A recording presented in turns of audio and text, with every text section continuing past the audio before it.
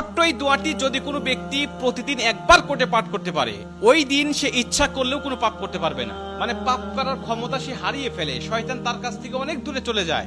নবীজি বলছেন, যদি কোনো ব্যক্তি এই দোয়াটা মাত্র একবার পাঠ করে, যেদিন সে পাঠ করবে ওই দিন শয়তান চিৎকার করে কাঁদতে থাকে, চিৎকার করে আওয়াজ দিয়ে বলতে থাকে যে আজকে সারাদিন তুই আমার ওয়াসওয়াসা থেকে মুক্ত হয়ে গেলি, আমি ইচ্ছা করেও আজকে তোকে আর ধোঁকা দিতে পারবো না, তুই আজকে আর কোনো পথভ্রষ্টের কাজ করতে পারবি না, তুই সেটা আমার কাছ থেকে মুক্ত হয়ে গেলি।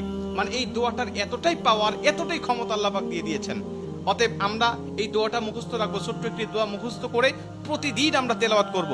আমরা কিন্তু অনেকেই আছি পাপ ছাড়তে চাই, কিন্তু আমরা এমন কিছু দেখি বা এমন কিছুর সম্মুখীন আমরা হয়ে যাই, ওটা দেখার পরে আমরা নিজের উপরে নিজের কন্ট্রোলটা হারিয়ে ফেলি, তখন আমরা পাপ করতে বাধ্য হই বা পাপ শয়তান আমাদেরকে করিয়ে ফেলে।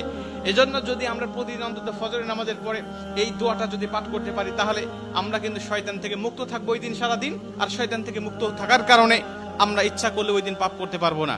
নবীজি এই দোয়াটা শিখিয়েছেন, আউযু বিল্লাহিল আযীম, আউযু বিল্লাহিল আযীম ওয়া বিওয়াজহিল কারীম ওয়া সুলতানিহিল কাদিম মিনাশ শাইতানির রাজিম।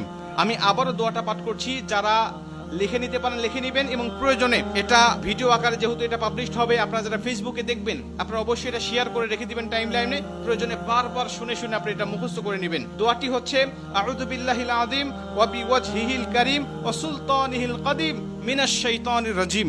এই দোয়াটা আপনি মুখস্থ করে নেবেন, আর এই দোয়াটা পড়ার কারণে কিন্তু শয়তান থেকে আপনি মুক্ত থাকবেন। আর শয়তান যেহেতু আমাদের প্রকাশ্য শত্রু, এই শয়তান কিন্তু আমাদেরকে জাহান্নামে নেওয়ার জন্য, জান্নাত থেকে আমাদেরকে বিরত রাখার জন্য বারবার চেষ্টা করছে। আমাদের সামনে থেকে, পিছন থেকে, ডানে থেকে, বামে থেকে, সব জায়গা দিয়ে কিন্তু শয়তান আমাদেরকে ধোঁকা দেওয়ার জন্য সদা ব্যস্ততা।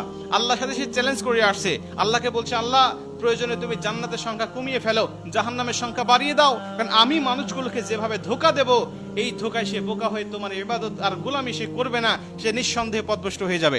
এই জন্য শয়তান থেকে মুক্ত থাকার জন্য আমরা কিন্তু সর্বসময় এই দোয়াটা পাঠ করবো। প্রতিদিন অন্তত একবার এই দোয়াটা আমরা পাঠ করলে আমাদের কাছ থেকে শয়তান মুক্ত হয়ে যাবে, আমরা শয়তান মুক্ত জীবন যাপন করব। আর আমাকে যদি শয়তান ওয়াসওয়াসা না দেয়, ওই দিন কিন্তু আমি পাপ করতে পারবো না, ইচ্ছা করলে পাপের কোনো কথাই আমার মধ্যে আসবে না। কারণ আমরা জানি ফেরেশতারা ইচ্ছা করলেও পাপ করতে পারে না, কারণ ফেরেশতাদেরকে শয়তান ধোঁকা দেয় না, আর ফেরেশতাদের কাছে শয়তান যায় না, তাই তাদের অকর্ম করার মতো বা পাপ করার মতো কোনো ক্ষমতা তাদের নাই। এর জন্য এই দোয়াটা আমরা সবাই মুখস্থ করে নিব এবং প্রতিদিন একবার হলেও পাঠ করবো ইনশাআল্লাহ।